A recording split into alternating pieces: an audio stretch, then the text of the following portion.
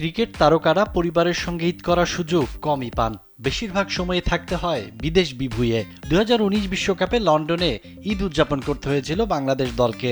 পুরো দলকে একাট্টা করে রেখেছিল আইসিসি ইভেন্ট। সময়ের স্রোতে জাতীয় দলে এসেছে অনেক পরিবর্তন, অনেকেই গেছেন অবসরে।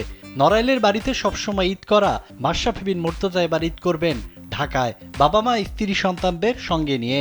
ক্ষমতার পালাবদলের প্রভাবে নিজ গ্রামে ঈদ করা হচ্ছে না তার। ক্ষমতাচ্যুত সরকারের আরেক সাংসদ সাকিব আল হাসান যুক্তরাষ্ট্রে ঈদ করবেন।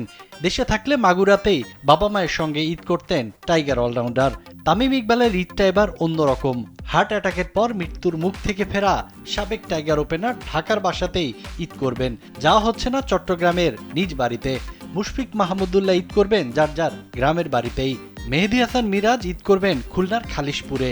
সপ্তাহখানেক ঈদের ছুটি উপভোগ করতে পারবেন ক্রিকেটাররা।